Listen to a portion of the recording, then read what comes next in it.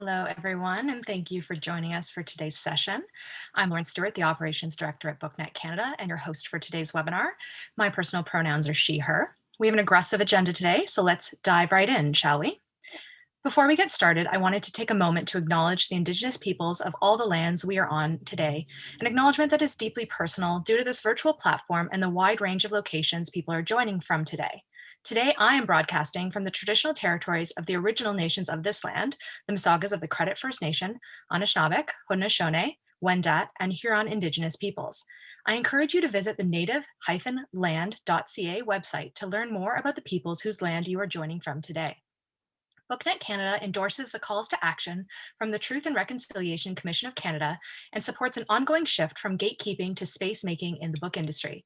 In the spirit of that acknowledgement, I confirm our responsibility in mending the sacred hoop with Canada's Indigenous peoples, to be an ally to all Black, Indigenous, and people of color, and to unite and work alongside each other.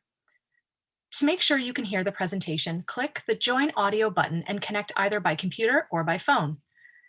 If during the presentation you have any questions for any of our speakers, please put them in the chat, or if you'd rather ask them anonymously, you can send them directly using the Q&A moderator and we will relay them at the appropriate time. The Q&A box is enabled and you can submit questions there. If you are having any difficulties with Zoom or have any tech-related questions, please direct your questions to BookNet personnel in the chat. You'll see a BookNet tech person. You can find this option by using the drop-down menu above the chat text box, or you can email equitywg@booknetcanada.ca. Lastly, we'd like to remind attendees of the Code of Conduct. Please do be kind, be inclusive, be respectful of others, including of their privacy, be aware of your words and your actions, and report any violations to equitywg@booknetcanada.ca. Do not harass speakers, hosts, or attendees, contact them post-event, or record these sessions. We have a zero tolerance policy. You can find the Code of Conduct on the event registration page and also linked in the email reminding you about today's session. So, what can you expect from today's session? We plan to speak for about an hour and follow up with a dialogue with you in the chat box and the Q&A. Today, you will learn about our working group, what we're trying to accomplish and why we're expanding our scope to solicit feedback from creators and contributors, and how we'd like to hear from you following today's event, and what we've discussed to date. Furthermore, we're going to pull back the curtain in a manner of speaking and share insight into the professional publishing industry's practices and how information about creators and books is collected and shared currently. We're going to demystify what we mean when we say metadata, as well as other supply chain processes. We'll share some case studies, and we will unpack why different stakeholder groups want to collect and share identity attributes about creators in a manner that is distinct from similar attributes about the book. I'd like to share a quote from a webinar BookNet Canada hosted in April 2021.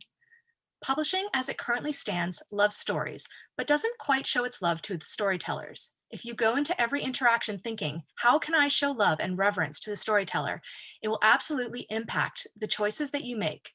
Not saying they'll be perfect choices, but they'll be better choices, and they'll be more open to correction. We are approaching today's webinar with creators at the center. Publishers and other industry professionals, we are happy to have you join us today. We see you, but we intend to prioritize the voices and feedback of the creators in attendance. In the spirit of space making we invoked at the beginning of the presentation, please help to make space for creators in the conversation that will unfold both in the chat window, the Q&A box, and in the survey circulated post-event. Finally, this event is primarily targeted to Canadian market participants.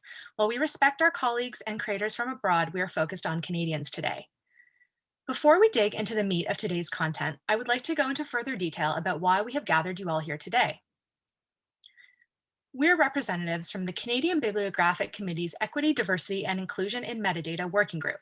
You can read more about the committee and its goals in the event description from this event, linked in the emails you received during registration.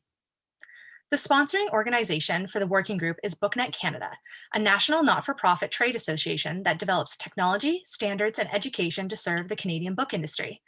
Founded in 2002 to address systemic challenges in the industry, BookNet Canada supports publishing companies, booksellers, wholesalers, distributors, sales agents, industry associations, literary agents, media, and libraries across the country.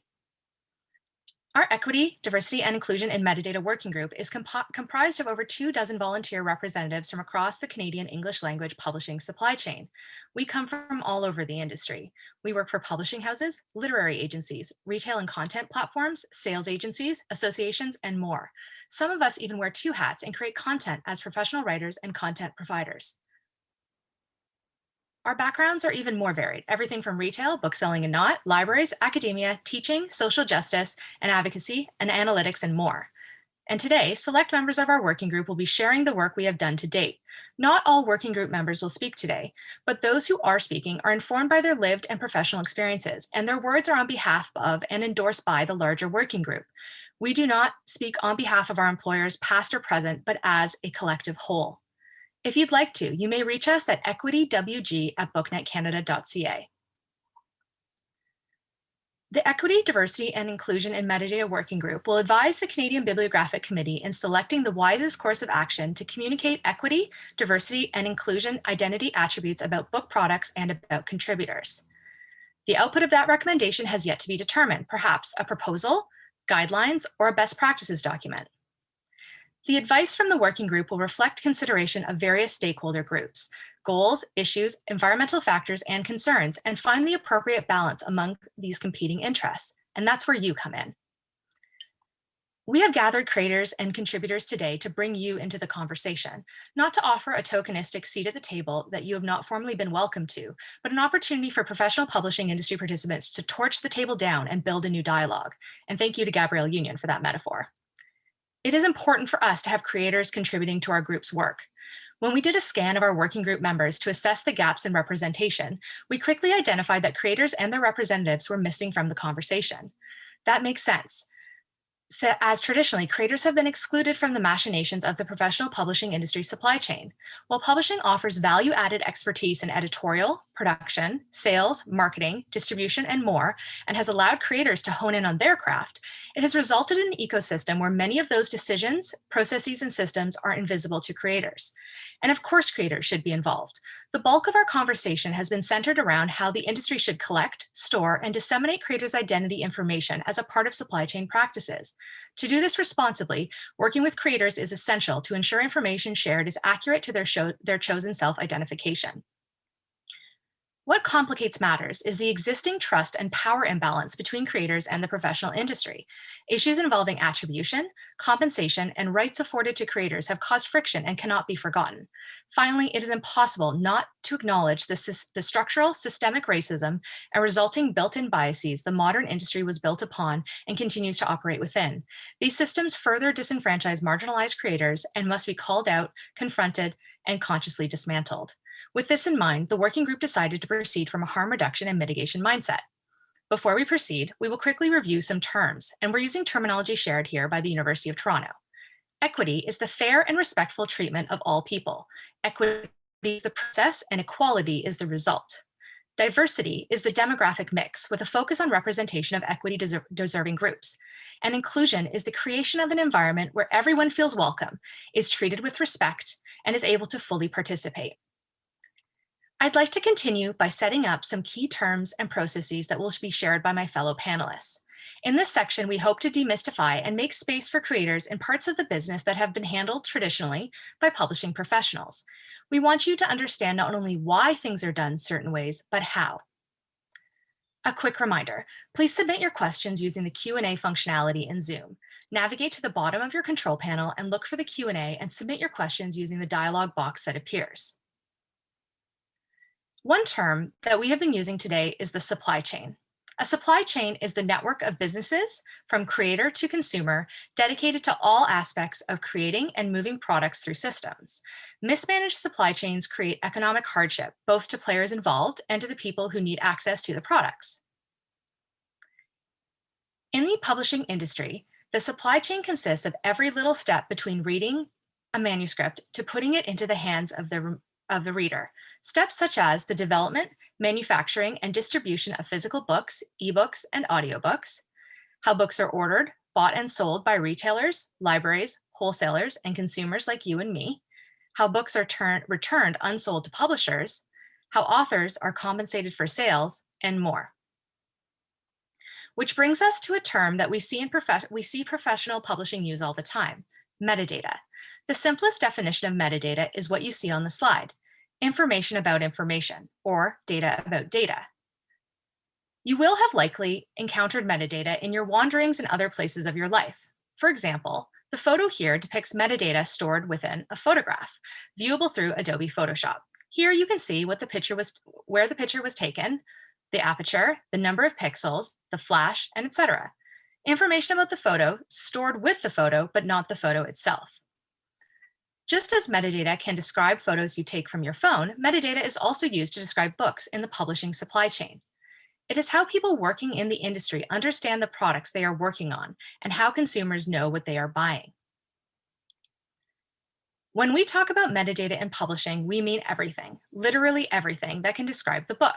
The title, the names of the contributors, the number of pages, the format, subject classification, dimensions of the physical book, barcoding information, links to the contributor's website and social media, related books, literally anything used to describe the book.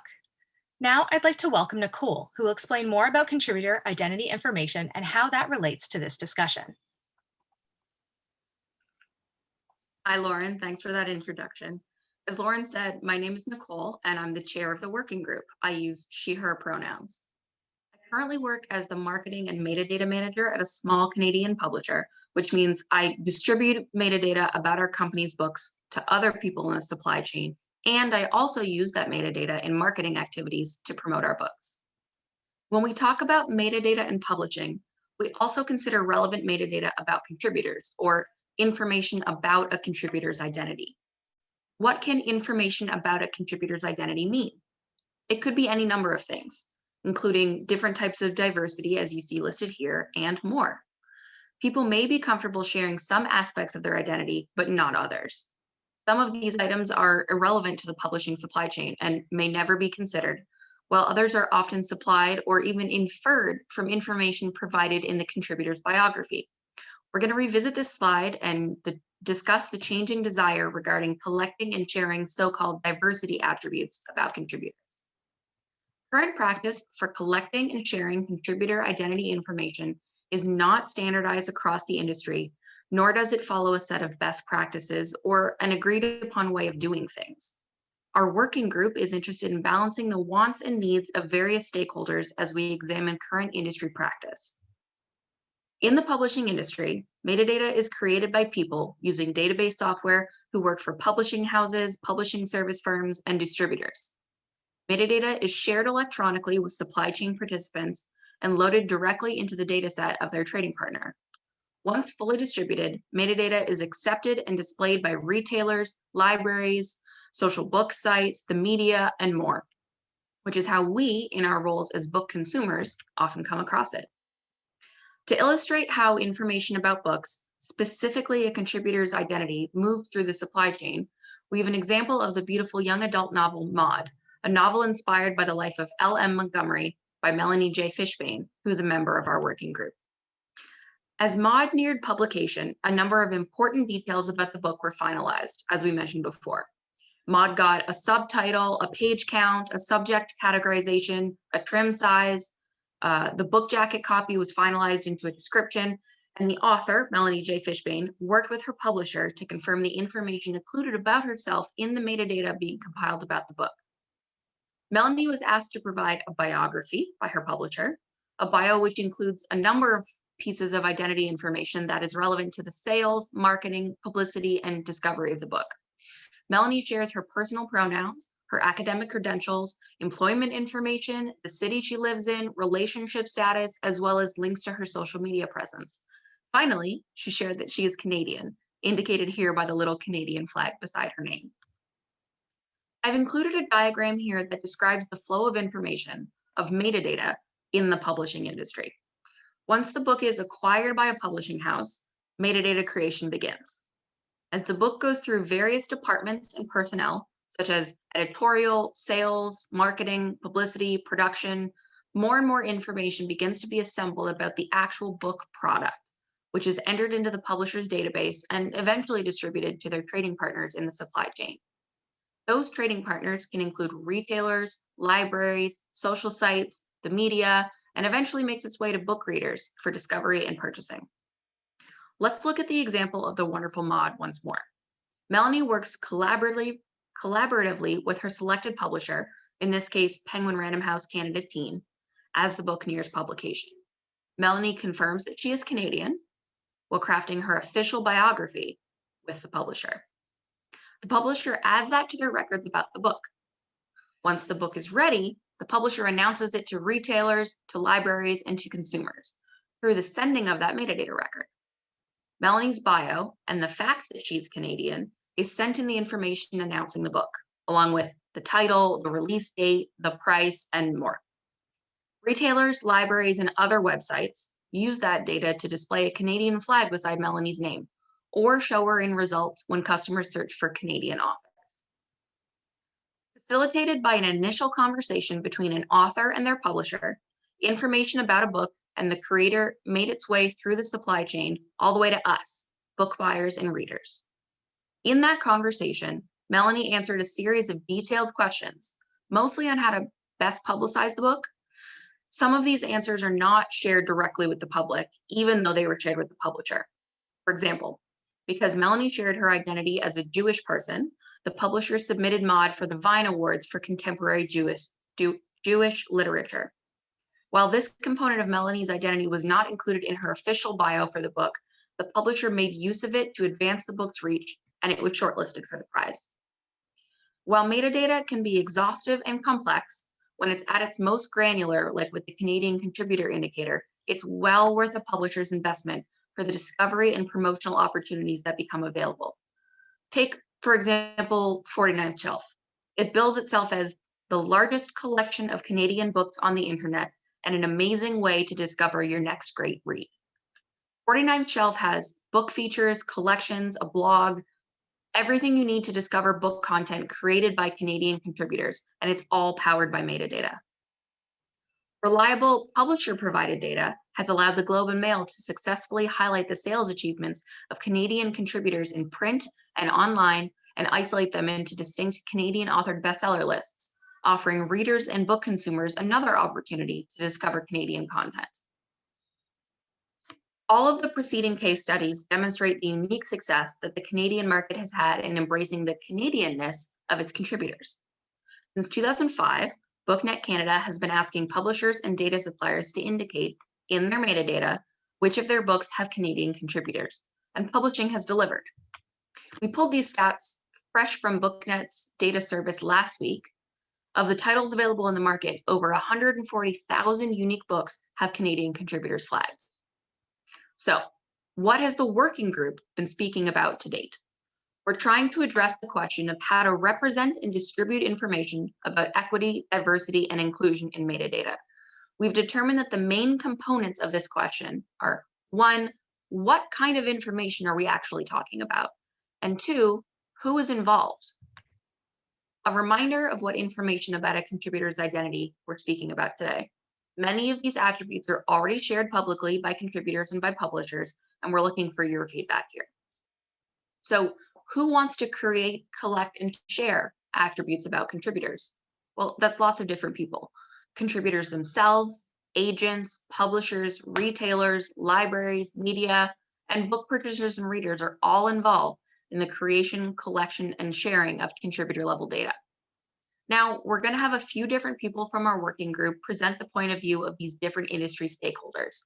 And first up, we have Stella with a contributor perspective. Thanks, Nicole.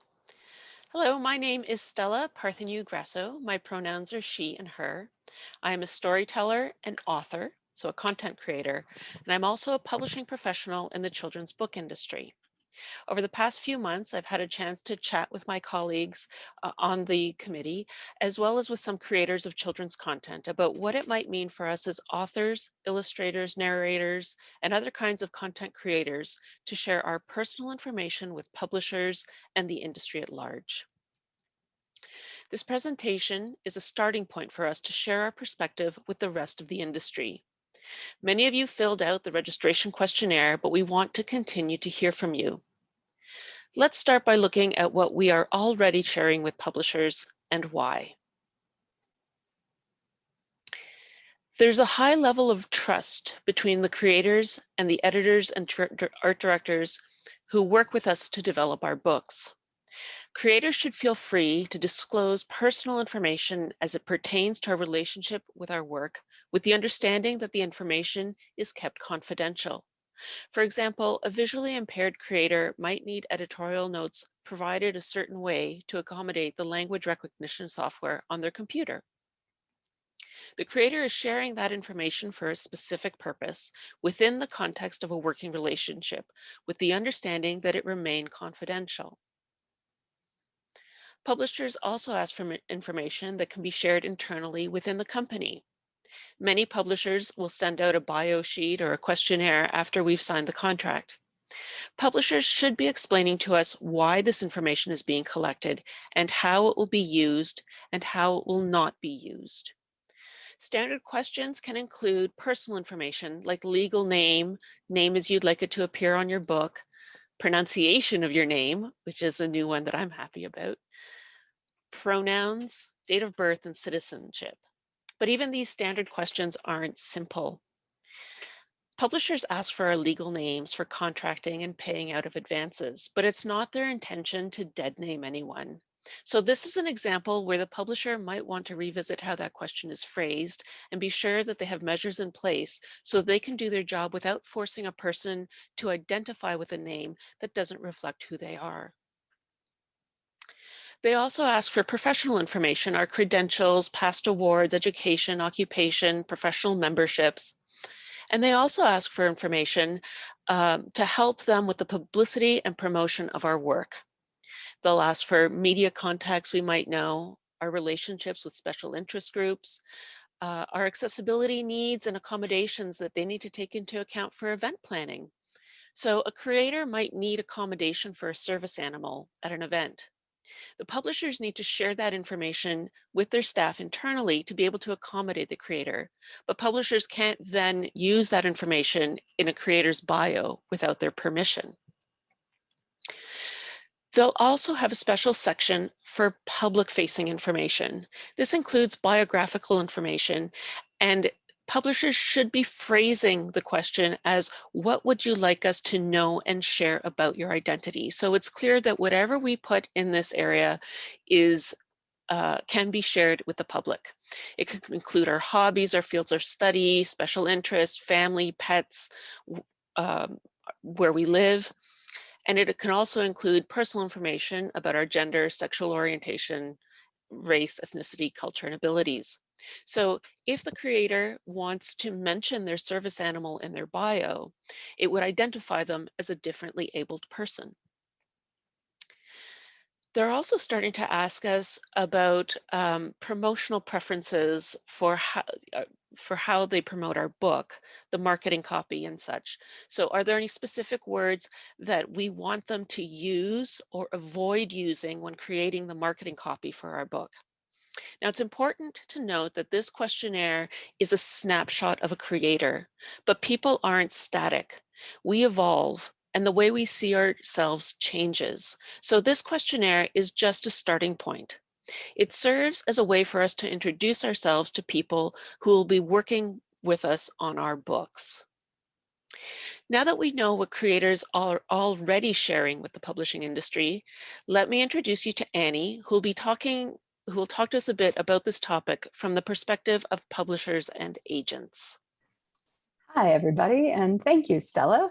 My name is Annie Gibson. I use the pronouns she and her, and I'm the publisher at Playwrights Canada Press, a small Canadian-owned publishing company. So I'll be offering some points from the publishing company's perspective. Publishers are the starting point of the data process, as we will gather information about identity from authors to send out to the rest of the supply chain, as well as use internally. Others in this presentation have covered how that information is used within the larger supply chain, but inside a publishing company, the information about an author's identity may be used, for example, to help a company ensure that they're meeting their own commitment to creating a diverse publishing community. We also frequently include that information, sometimes in aggregate, in government grant applications to demonstrate a diverse publishing list. Identity information can be used to find gaps in our publishing lists, ensuring we are making space for writers from historically overlooked communities. Publishers would not, however, use that information to legitimize an author's right to write a story. Agents use and don't use identity information in similar ways, and their perspective is included among the points I'll touch on. We've broken our thoughts down into 3 parts: pros, cons, and things to consider. In terms of pros, as a starting point, gathering information about a publisher's identity would require publishers to have a conversation with their authors. If they're not reaching out already to ask their authors how they'd like to be identified or whether or not an author is comfortable sharing a particular facet of their identity, this is an excellent time to start. This could strengthen the relationship between authors and publishers and build trust. Having the information flow from the author to the publisher to be disseminated ensures the information going out to the supply chain is coming from a trusted source, and only what an author consents to share is released. And that consent piece is essential. Publishers should ensure that their authors have consented to what will be shared, empowering authors to make decisions about how their work is positioned. Having data about an author's identity will help marketing teams in creating thematic campaigns around holidays and awareness months, such as Black History Month, Asian Heritage Month, and Pride Month, and the hashtag Own Voices, and ensure that not only new titles, but older titles are included as well, and will prevent leaving out relevant creators. Publishers can include authors in such lists confidently, knowing the author is okay with that and that the information is correct. An author's identity is also sometimes required for certain award submissions. Having that information on file would allow publishers to submit authors for all relevant awards. Including data on author identity would also add more nuance to the current system, which focuses more on book content. In terms of cons, the onus would be on publishers to develop a safe method for collecting author identity information, and in some cases, even verifying aspects of that identity. For instance, where it's come up for me is a publisher may need to ensure that an author who identifies as Indigenous is a part of a community beyond simply having Indigenous ancestry. Publishers would also need to develop expanded confidentiality protocols for staff.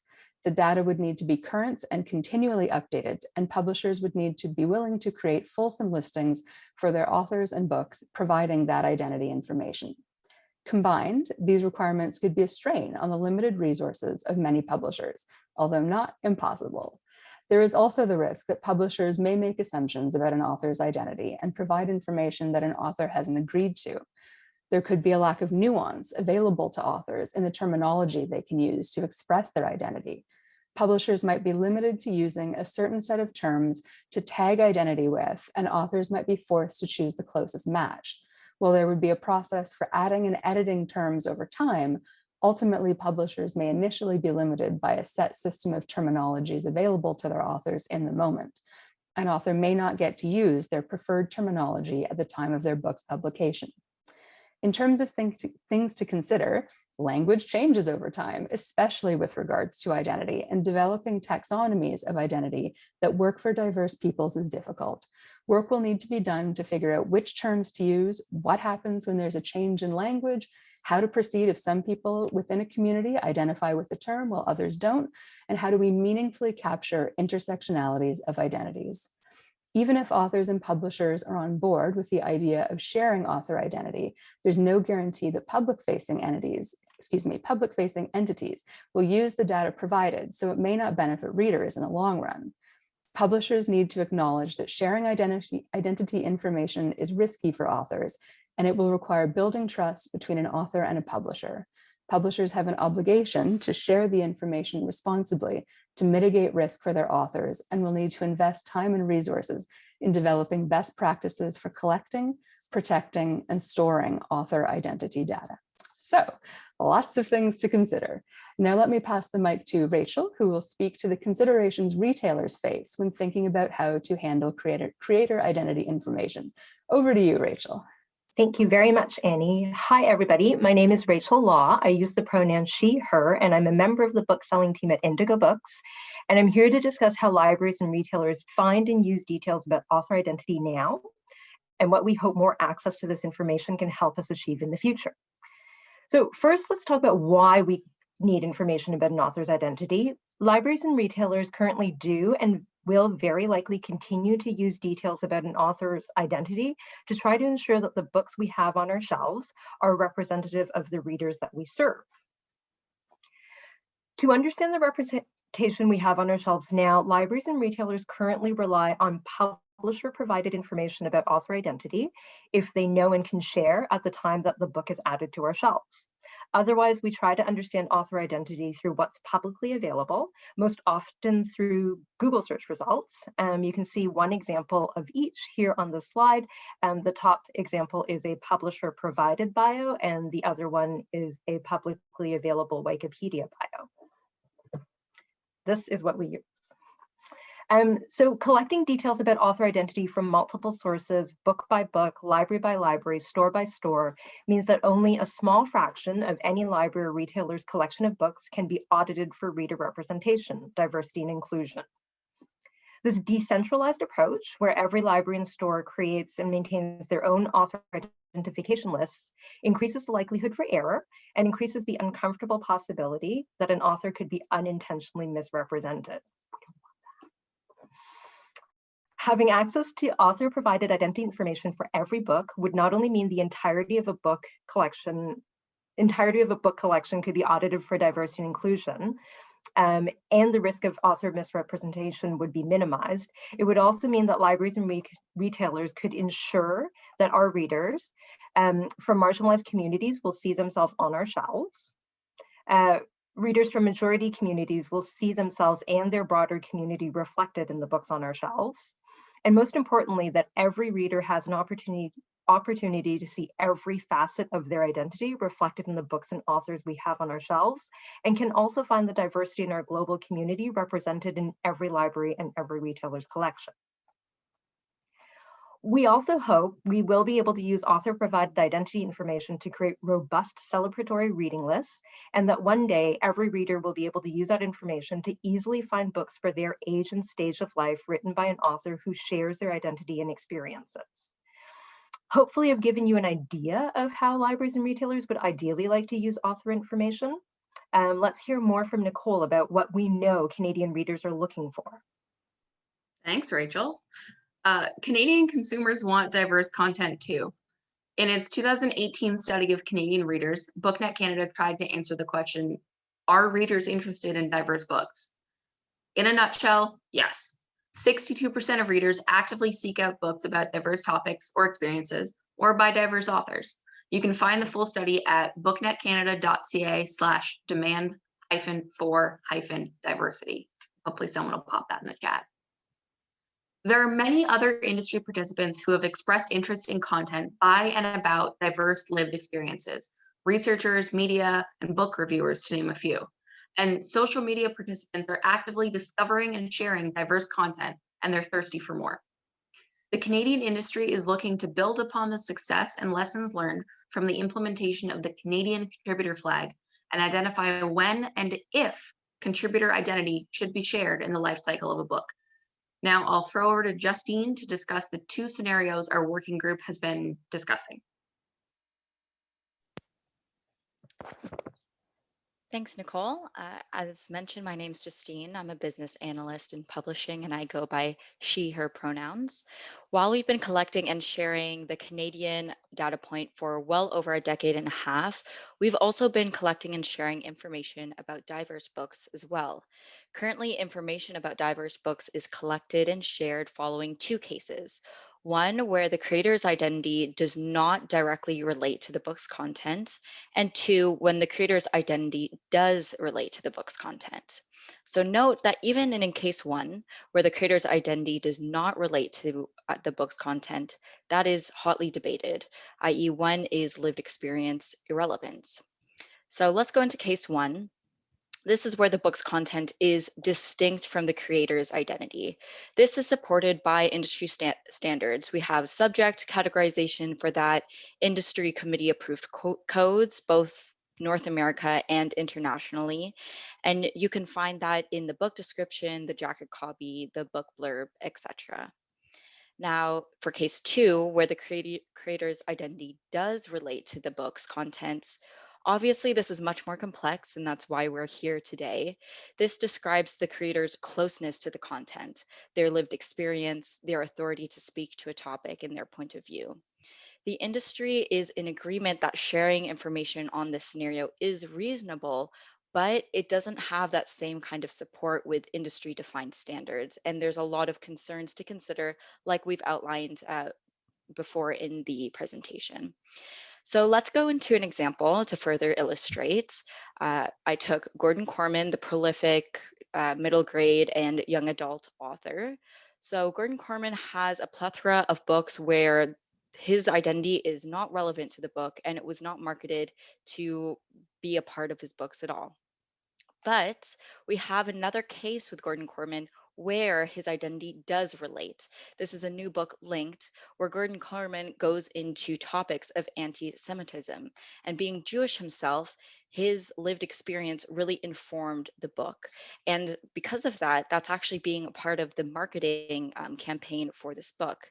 I just want to emphasize that this is where the author publisher relation is quite important because it's through a conversation with the creator that we're able to understand that he wanted to share that part of his identity and wanted it to be a part of the marketing campaign as well.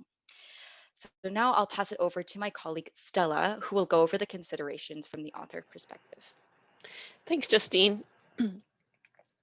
So far, we've heard what various stakeholders have identified as the risks and benefits of sharing personal information about a creator as a way of categorizing and promoting a book. Let's circle back and see what this means for creators. When we share information about ourselves, it makes it easier for us to connect with our audience, but also for people from our communities to find us. We need to share personal information to qualify for some awards. In Canada, we have Canadian citizenship and residency status is often required for many awards. We have awards based on gender identity and sexual orientation, others for writers under 30.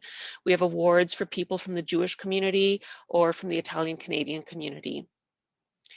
Publishers are already being asked to provide this information to retailers, media, libraries, awards committees.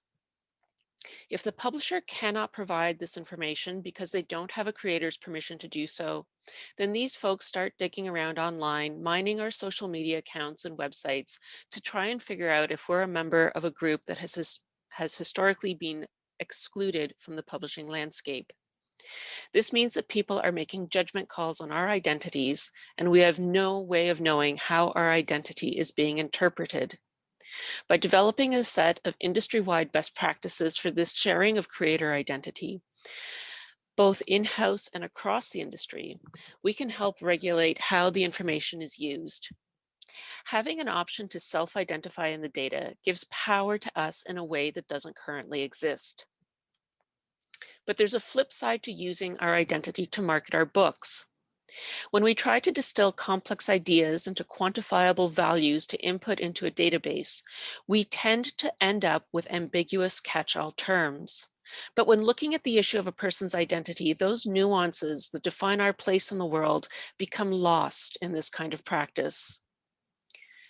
This identification could reinforce othering, where white, cisgender, heteronormative, able-bodied creators don't have the same burden of proof of identity that creators from historically excluded groups are asked to provide. Some creators might feel like they're being put on the spot. They have to somehow take apart their identity, reconstruct it so that people can understand who they are. People are more than just the sum of their labels, and there's a fear that this idea will be lost in an exercise like this. There's also a risk that the information might be misused. We need to be sure we don't become token diversity authors on a list. It's important for us to be seen for who we are, but our place in the publishing landscape doesn't need to be qualified. And once the information is out there, how do we know that people will use it responsibly? This might be best explained with an example. Stella Duffy is an award-winning author, playwright, performer, and social activist who lives in the UK.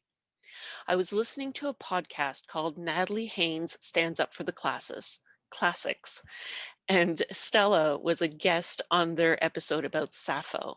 During that episode, she says, "The fact that I'm gay is not the most interesting thing about me. And yet I have been introduced as a lesbian writer or a gay writer. And the 15 novels might be slightly more interesting, particularly when I'm talking about novels. I don't get paid for being a lesbian, funnily." Now, there are instances where it might be appropriate for a host to introduce Stella as a gay writer or a gay activist, but her sexual orientation isn't always relevant to why she's there. It can sometimes feel a bit like tokenism. Is that why the event organizers chose Stella? Because she ticked a box on their diversity to-do list? Or was she included because of her merits as an author? It makes creators wonder, and it makes the audience wonder as well. There's a bit of othering going on too. When the audience hears that Stella is a gay writer, they automatically start applying biases, positive or negative, to her comments even before she starts making them. It could mistakenly imply an agenda to her contribution where none exists. The question for the industry should always be, why is this information relevant within the context it is being used? And in this particular instance, just ask the creator how they'd like to be introduced at an event. There are other considerations as well. Everyone is looking for stories from historically excluded communities, and the Own Voices hashtag has served as a sort of shorthand for bringing those books to the forefront. But it also means that creators have been feeling pressure to tie their identity to their work in a way that they might not be ready to do just yet. It's important for editors to understand a creator's relationship to the material they're working on. It's important that work about historically excluded communities provides a genuine representation of the people within those communities, and it's important that people from those communities have the opportunity to share their worldview with others. The hope is that as the creator and editor develop their relationship, they build the trust that is so integral to ensuring that a creator's authentic experience is transferred to the page. But the creator is not beholden to the editor or to the publisher to share parts of their identity, nor should they be penalized for withholding it. When does identity marketing turn into just another form of gatekeeping? These last two concerns are illustrated nicely in this quote by Rod A. Pulido in his blog, Late to the Party, which has sparked a lively dialogue on Twitter. Closeted writers are getting passed over for publication and are being pressured to come out before they're truly ready. Marginalized authors with fresh, vibrant voices are being shunted aside, all in the name of a hashtag that was supposed to help them get their stories told in the first place. Who has the right to tell a particular story? And who gets to decide this? Now I'm going to shift the lens to more practical concerns. Oh, and you can read Rod's blog. We'll be posting a link to that in the chat. So while it might be to our advantage to make it easier for our audiences to connect with us, not all of us have the luxury of feeling safe about publicizing certain elements of our identity. We could be making ourselves or our families vulnerable to discrimination, attacks, and hate crimes. For traditionally published authors and illustrators, it could be hard to change labels and identifiers once they're cataloged in a database. If there's a change in terminology or the way we self-identify, we'd need to let the publisher know. The publisher would then need to share the information with everyone, and then everyone would need to make sure they update all the material they generated based on old information.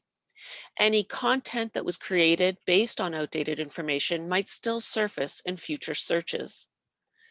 As we know, anything that goes online never truly goes away. I'm sure we've all found that a retailer is showing the wrong cover of one of our books, and even after we tell the publisher and the publisher updates that information, somehow that old cover is cached somewhere and it resurfaces every now and then. Self-published creators have a bit more control because they communicate directly with retailers and their audience, but it could still be tricky to expunge stale information from a system we don't own.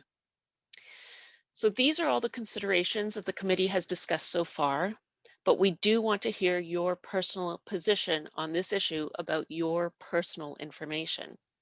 For more on that, I'll turn things over to Nicole. Thanks, Stella. The goal of this webinar was twofold: to inform contributors about current practices in the Canadian book industry and to learn from contributors what they think of these practices. Here's a diagram to help you wrap your head around where our working group is at. What is happening now?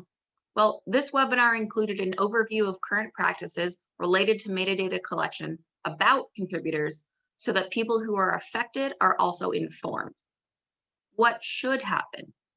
Business practices related to vulnerable populations need to be developed in conjunction with those populations. So our post-event questionnaire will collect feedback from the people most affected by this metadata collection within the Canadian book supply chain, contributors. And finally, best practices. With all facets of the book supply chain collecting metadata in different ways, there's no oversight, and this makes accountability difficult. Our next goal is to determine best practices for the Canadian book industry based on the feedback we receive. This could be based in structured data workflows or maybe not.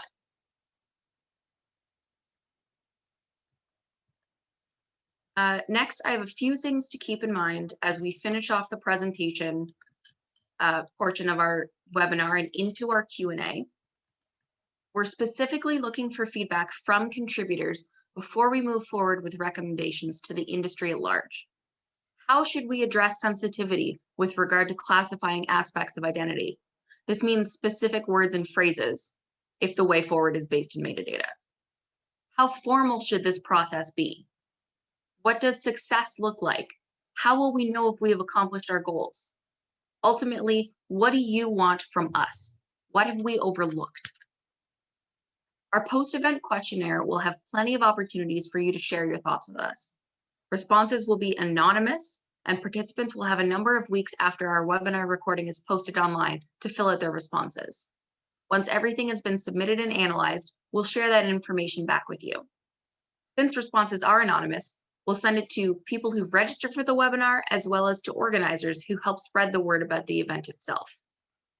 The questionnaire will have different types of questions to allow us to collect both quantitative data like yes, no responses, as well as qualitative data like open-ended text responses. At this point, I'd like to hand things back over to Annie, who will be joined by Geeta, who will be moderating the Q&A portion of the webinar. First, Geeta, can you introduce yourself? Sure, yes. Thanks, Nicole. Good evening, everyone. My name is Geeta. I use she, her pronouns, and I recently joined at Scholastic Canada. I'm doing work in the area of equity, diversity, and inclusion. So before we go into the questions that have come in so far, just a quick reminder, I know it's been, you've been reminded in the chat as well that you can submit questions using the Q&A functionality in Zoom. So if you just go to the bottom of the control panel on your screen and look for the Q&A button, you can submit your questions from there when the dialog box appears. So jumping right into the first question, this one I'm going to shoot over to Annie. I'm just going to pull it up here. One second. Oh yeah, here we go. Okay, so for you, Annie, how is the focus on identity affecting the quality of writing and who gets published in Canada? So I don't see the focus on identity as affecting the quality of writing at all. As a publisher, I'm still looking for high quality work, but knowing more about my authors helps me understand their work better. It helps me figure out who's missing, I think, really importantly. If I look at what we've published in the last year or 2 years and I go, there are voices who, should be represented here. It helps me find people who need to be published. So that's how I would answer that question. So I'm going to pose the next question. So we're going to turn it over to Nicole because we'd like to talk a little bit about how metadata shows whether books are being written or not written by BIPOC authors, for example. So how is metadata being used to support diverse literacy? So yeah, maybe that's what we'll start with. Nicole, you're muted. Thank you. One of the biggest problems I would say in metadata right now is a lot of this information that people want to share, like whether or not an author is Black, Indigenous, or another person of color. There's no way to send that other than in a contributor bio. So we would have to rely on bookstores combing through that information. We would have to rely on people using the same terminology. It's easy enough to, Command F on a website to see which bios include the term BIPOC. But what if it's not phrased like that? People who want to advertise this need to go digging for the information. Bookstores can't put books by BIPOC authors front and center if they don't know those authors are BIPOC authors. So if we were to move forward in a way to do this in a more structural manner, like the Canadian contributor flag, where it's kind of like a tick box, or you submit a piece of information that just says Canadian, and everyone knows how they're going to receive it. It's in a specific place in the information that we send, and it's very easy to find. That's something that could be done here. So instead of important information like flagging an author as a BIPOC author being hidden away in a contributor bio, it would possibly have its standalone place in the information that we're sending, so everyone knows where to find it and how to find it. Can I maybe jump in a little with an answer as well? I think what's important to know is that right now we actually don't know how many BIPOC authors we're publishing. What we hope is that with author identification in metadata, we'll actually be able to understand what proportion of the books that we are publishing and stocking in stores and in libraries are actually written by BIPOC authors. Like right now, we don't know. And I think for any diversity audit, the first step is understanding where you are right now in order to be able to take next steps. So I think maybe what I'm trying to tell you all right now is that we don't know, and we need your help in order to be able to take our next steps. We need to know where we are right now. Great, thank you for that. So the next question is referring to the section that was describing the difference between when a creator's identity is connected to the content and when it's not. And the question is, who gets to decide on whether identity is relevant to the content or not? Who makes that judgment call or that decision? I'll throw it over to Lauren first. Thanks. That is a great question. It's quite complex, and I'm happy to have my fellow panelists weigh in on this. And this is a question that is not easily answered. So if you're looking at just how information is entered into a metadata record, really the publisher is the one who makes those decisions in collaboration with the author, with the contributor in this case. However, when you are a buyer and a book consumer and you're looking to find product, there's many people that are looking for content by and about and written by members of marginalized communities or certain interest groups, things like that. And in the end, perhaps those readers are dictating the desires and the efforts of publishers and retailers in the industry and really driving some of those changes. So really it is a full supply chain response when information is added to metadata, but really the drivers are publishers based on those conversations between authors and themselves. Sounds good.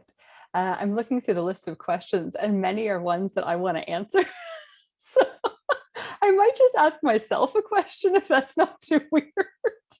So one of the questions that came in is, so someone was curious to know our opinion on quotas in the publishing industry. For example, a publishing industry might be required by their own policy to publish a particular number of Black or LGBTQ authors per season. So the question is, do quotas help marginalized people or tokenize them? And that is a question that we struggle with. I think as somebody who makes those decisions, I go, is it enough to have space set aside for a certain number of, say, Indigenous writers? Or, am I just looking at what is a really good text and what can I publish? So I don't actually have an answer to this question, but I thought it was an important one to bring forth. So I do feel there is a risk of tokenization, but my hope is that the more diverse authors we publish, like that risk goes down. There's like sort of a critical mass, I guess, of people being published. So it's not, look, here's the one Black author we're publishing this season. It's, here's a great new book by a Black author that we'd like to share with you. So I don't know if anyone else on the working group has thoughts and opinions about this particular one. I have not entirely polished thoughts. So actually, maybe Stella, you can go first and then I can think about my answer a little bit more. I think opening up the pool of creators that we are looking at for publication is really the key.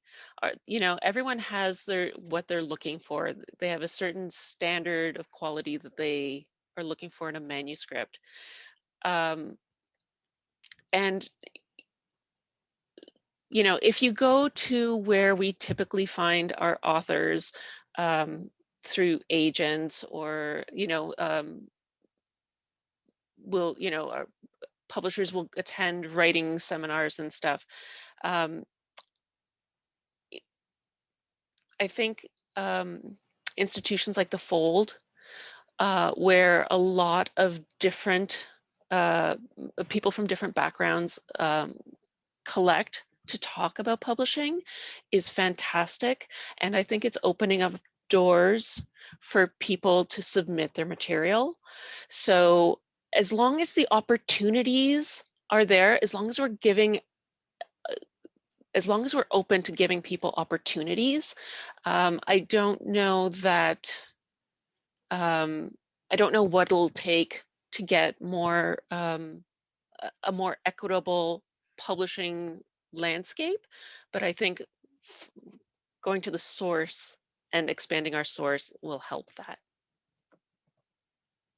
I think I would just add to your point, Stella, a little bit by saying that quotas are obviously not ideal. I feel gross looking at one. I feel weird trying to find, Black authors or Indigenous authors to fill out, say, a feature.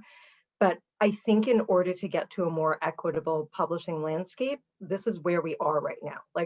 I don't know that there is a better way than having some type of quota or numerical goal right now to try to get us to a better place. It's certainly not perfect, but it is better than nothing. But obviously also open for discussion. Maybe I'm wrong, maybe there is a better thing that we can do right now that's not quotas. But yeah, this is where we are now. Great, thanks all of you. Was there anyone else that wanted to jump in on that question? Or should we move to the next one?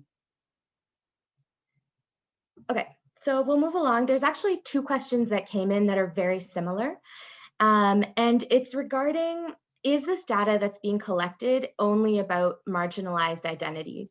Or is there or are white, male, straight, cisgendered, heterosexual authors also being sort of flagged in this way?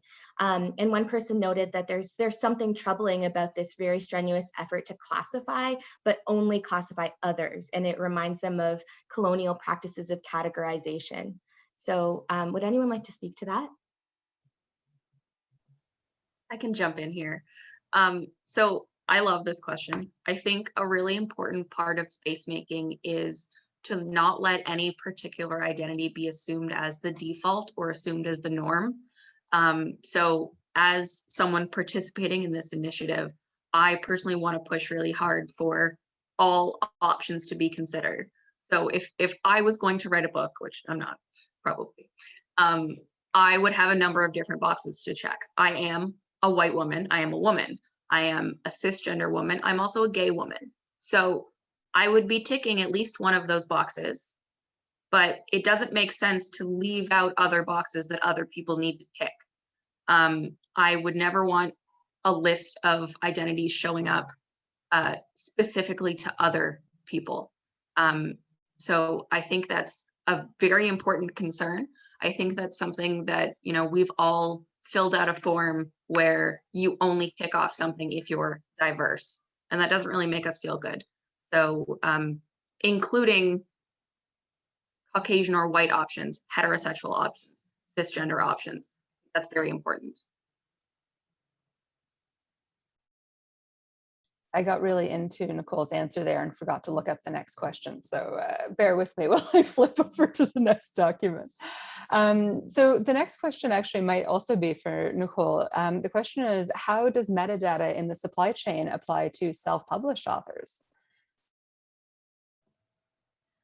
So that's a hard one because it really depends on how authors are disseminating their own information. Working for a publisher, we have a very structured process, and not to get too into the details, but we send that information in a style of document called Onyx. And I think it really depends on how self-published authors are sending around their information,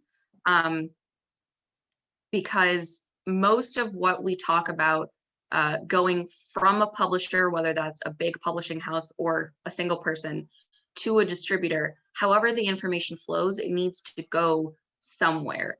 So if we were talking about a more structured way of sending metadata, that would involve the publishers getting on board, the people who make Onyx getting on board, and all of the people who receive the information, like retailers and libraries, getting on board.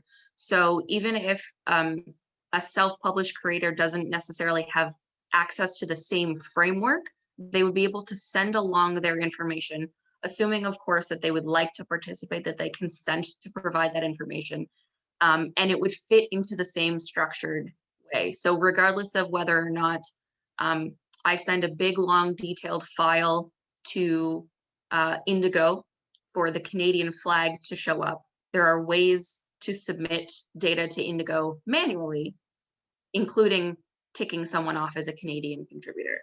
So I would say that any solution that accommodates big publishing houses also definitely needs to accommodate smaller independent creators, because often as marginalized people, sometimes there's only one way we can get published, and that's to do it ourselves.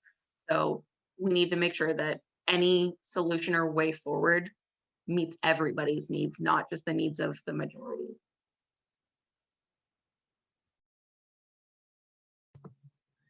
Thanks, Nicole. So the next question is from a BIPOC author.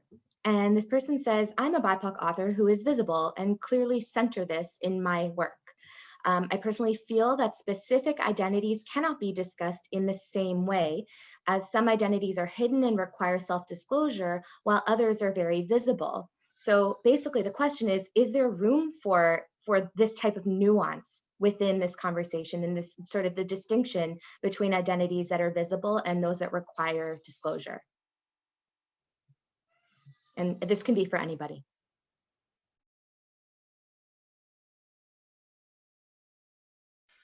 I think we're all thinking about that one.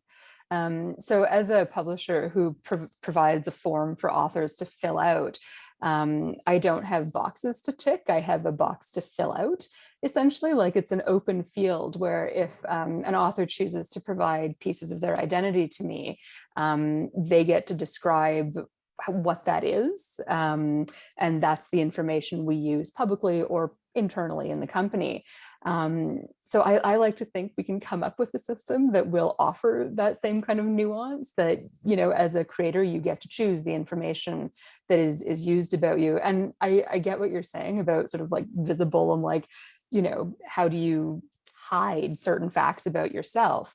And yeah, I don't know that that's possible, but my hope is that the getting to choose how, like, the words that are used, the way you want to speak about yourself gives someone a bit of power to say, well, I don't want to focus, say, on my race, which is visible. I'd rather focus on this other aspect of my identity.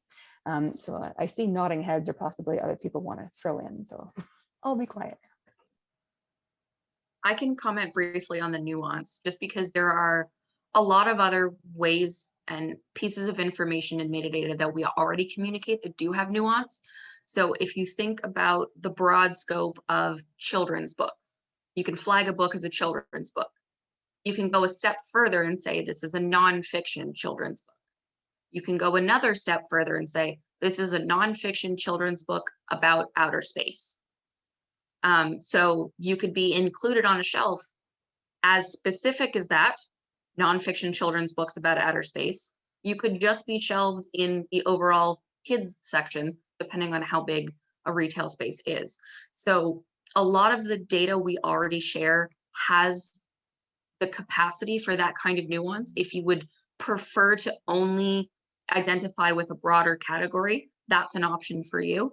Or if you would prefer to identify with a very, very 4 different levels of specific options, that's a possibility as well.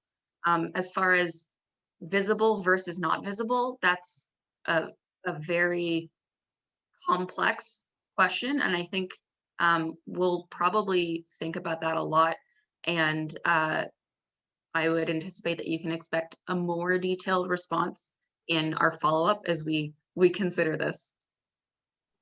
I mean, thanks, Nicole. Your answer actually made me think of something, which is that from a retailer perspective, when I'm trying to meet a reader's needs. So for example, if someone asks me for a book that is for their niece who is Asian, potentially trans, and 14 years old, I would think I don't have a place where I can find that information easily right now. But my hope is that if we are able to collect really nuanced data about author identity, that one day, you know, that little girl will be able to find exactly that book that has an author who does reflect all of the different facets of their identity, visible and not. Absolutely. So in terms of the next question, I think I've got one for Lauren. The question is, the presentation highlights the advantages of content creators and publishers promoting the Canadian identity of content creators, say through the Canadian flag symbol. Given the hyphenated identity of some Canadian authors, including the person asking the question, how does the metadata support the international identity or marketing of the content creators? That is a great question. And currently we do have abilities through metadata to indicate multinationality and all different ways that places are related to contributors. So right now, the way that we use the Canadian authorship indicator is by indicating nationality in the metadata record. And there's also ways to indicate place of birth, where people have thrived in, where they live, where they work. And those do not all have to be in the same country. They don't have to be related in any way. And they all get filed under the same place in the metadata record, unique to that specific contributor. I hope that answers the question. Yeah, that's great. And thank you everyone for all these really amazing questions. So I'll go to the next one. And this question is about whether the same data that we're talking about with respect to authors, does this also apply to illustrators, for example, picture book illustrators, also to translators, and even just going beyond that, if we're thinking editors, designers, and publishers who also play a key role in the teamwork of creating a book. This person wanted to know, are consumers curious about the identities of all of those involved? Or is it sort of like, is the focus narrowly on authors? I can take that. Absolutely. The industry does recognize the value of each of those many different types of contributors. And because of that, there are unique abilities within the metadata records currently to identify types of contributors. So while sometimes we've slipped into using the word author, when we say contributor, we do truly mean any type of contributor to the book. So if the illustrator has been named, if there's an editor, a translator, things like that, all of those can be identified as unique contributors for each book. And there can be more than one contributor for each book as well. Oh, can I hop in before we switch off? Sure, absolutely. Thanks. I have a really interesting use case here from my own experience, which is we have a children's book illustrated, written by a white author, illustrated by a Black author. and a discussion of whether or not that merits inclusion in our Black History Month collection. The answer is yes, because just as it is important for people to read about themselves, it is important for people to see themselves depicted in media. So that's one case where if we were only using author as the important flag, that book would be missed and overlooked. And we've all read wonderfully illustrated stories growing up. We know how important those pictures are.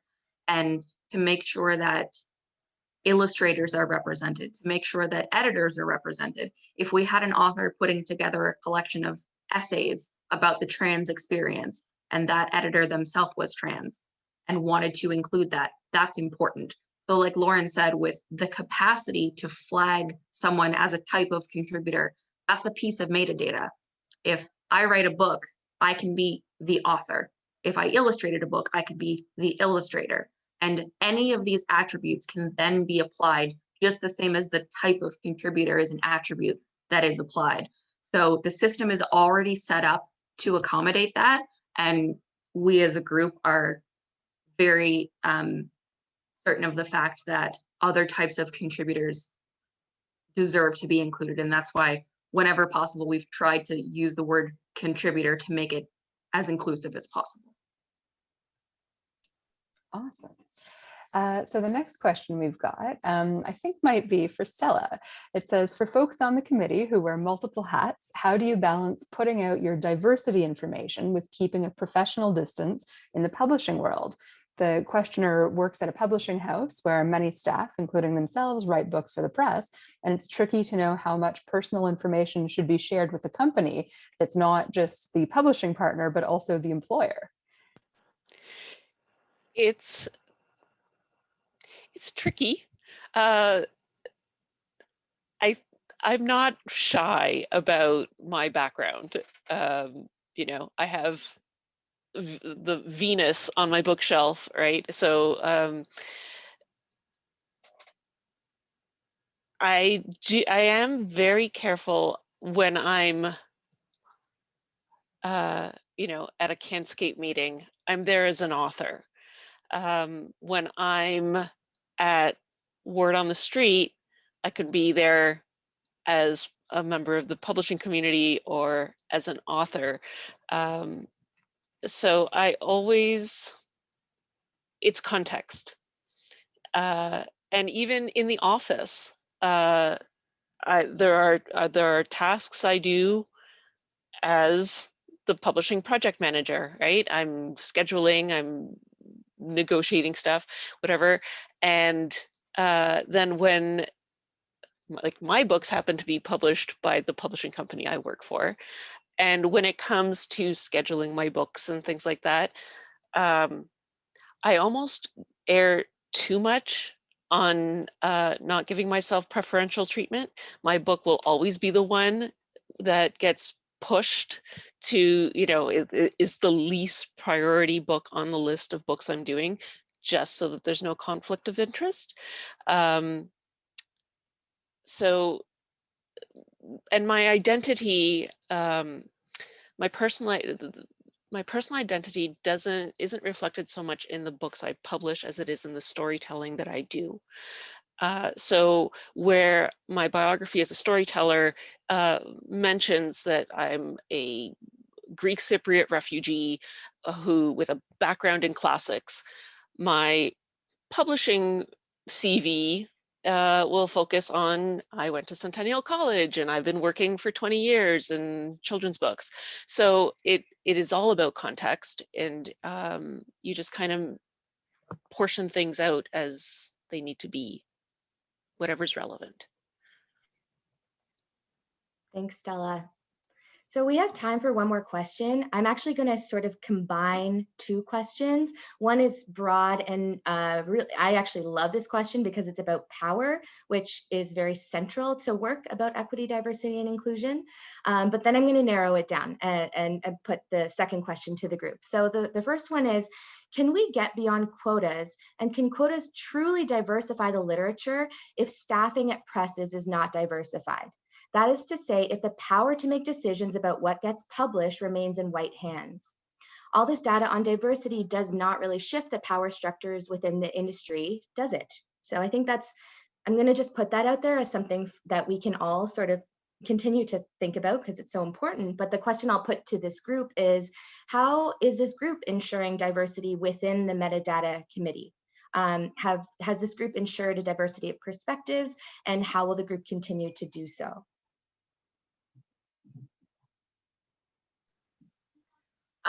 So fantastic question. I would say that the faces you see here are not all of us. We are a very large group, and part of our mandate was that people within our group are allowed privacy if they choose that. We have a number of members who graciously volunteered to present during today's webinar. We have another lovely bunch who helped us explicitly create the content for the presentation. And then there are still more who have contributed in a number of other ways. And something that we've identified within ourselves is, in some aspects, more so than others, the group can be a bit homogenous. And we made sure to collect as many diverse perspectives as we could when we created the group. We put out the call to as many people as we could. And something that we've all been thinking about is, once we hear from all of you, once we hear from the author and contributor community about your thoughts, and imagine we all decided to move forward with some sort of structure. We recognize that the 20-something of us are not the only people who can create this. We come from a lot of different perspectives, and there are bits and pieces of diversity that some of us fit into and some of us don't. But ultimately, if something like this were going to be codified and structured, we need to consult with communities of people, with groups of authors with different lived experiences.